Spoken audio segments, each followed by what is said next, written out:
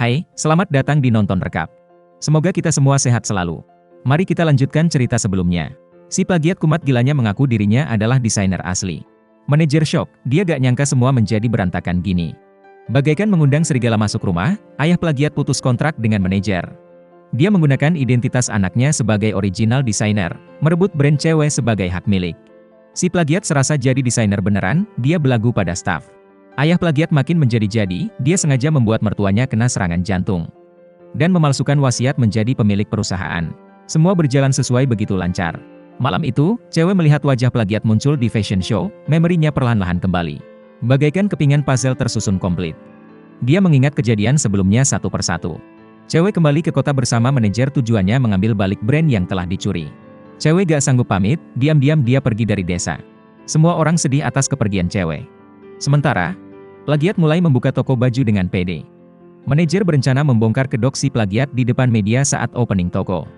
Dia minta cewek untuk mendesain baju yang sama untuk dibandingkan mana original perancang dan mana yang plagiat. Manajer minta pemilik brand Perancis agar datang menjadi juri. Tiba saat opening toko, juri merendahkan karya plagiat yang gak pantas memakai brand itu. Pihak cewek pun berhasil membuktikan mereka adalah desainer asli. Cewek diundang wawancara di TV untuk mengekspos wajah aslinya. Mengetahui rencana itu, ayah plagiat mengancam cewek, jika dia bersikeras membongkar dalam wawancara, maka desa akan diratakan malam itu juga untuk pembangunan pabrik. Sebaliknya, jika cewek mengaku dirinya adalah desainer plagiat, maka desa gak akan diganggu. Cewek gak ada pilihan, sewaktu dia amnesia, warga desa sangat baik padanya. Sekarang waktunya desa ada masalah, cewek ingin membantu mereka. Semua orang kaget. Pemilik brand Perancis juga merasa dikerjain. Warga desa merasa sedih cewek telah berkorban demi mereka. Cewek takut cowok bakal dicelakai jika terlibat dalam kasusnya, diam-diam dia pergi meninggalkannya. Tapi cowok berhasil menemukannya, dia jelasin pada cewek, bahwa ayah plagiat adalah dalang kebakaran warung orang tua cowok. Dan juga penyebab kematian orang tua cewek. Rupanya dulu ayah plagiat adalah teman baik ayah cewek, yang tak lain adalah menantu perusahaan saat itu. Dia iri pada hidup temannya. Setelah manajer ceplos aib emak cewek padanya. Dia merekam percakapan itu dan sampaikan ke anak pemilik perusahaan. Si anak orang kaya gak terima, emosinya gak terkontrol, dia berkata ingin membunuh mereka. Ayah plagiat memanfaatkan kesempatan emas. Dia mengupah orang menabrak mobil teman hingga mereka meninggal. Nah setelah itu, dia mengancam anak orang kaya untuk menikah dengannya, supaya dia tutup mulut gak eksposkan ke media. Anak orang kaya gak nyangka perkataan sewaktu emosi jadi bumerang buat dirinya.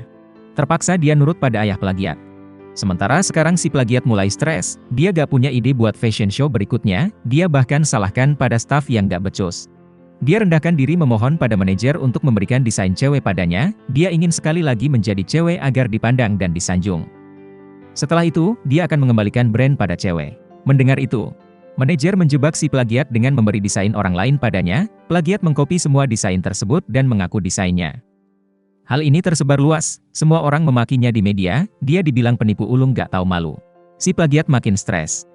Gak menerima kenyataan, kondisi jiwanya makin parah, dan ketika dia mau bunuh diri, cewek berhasil mencegatnya. Merasa kasihan, cewek pun menampung si plagiat. Manajer juga merasa bersalah telah memanfaatinya, dia menerima plagiat sebagai murid. Cowok akhirnya berhasil mengumpulkan semua bukti untuk menjerat ayah plagiat. Oh ya, si gemoy rupanya adalah cucu dari kakek pembuat tahu legendaris.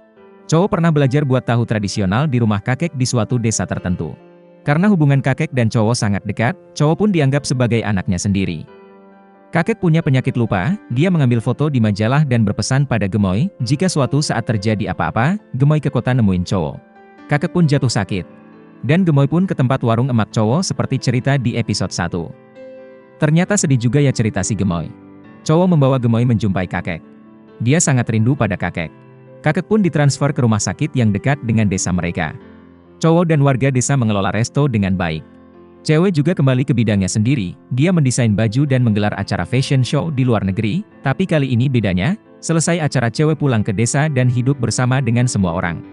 Jika kamu suka dengan nonton rekap, please subscribe dan tekan lonceng notifikasi. Dukungan kamu sangat berarti buat kita. Terima kasih.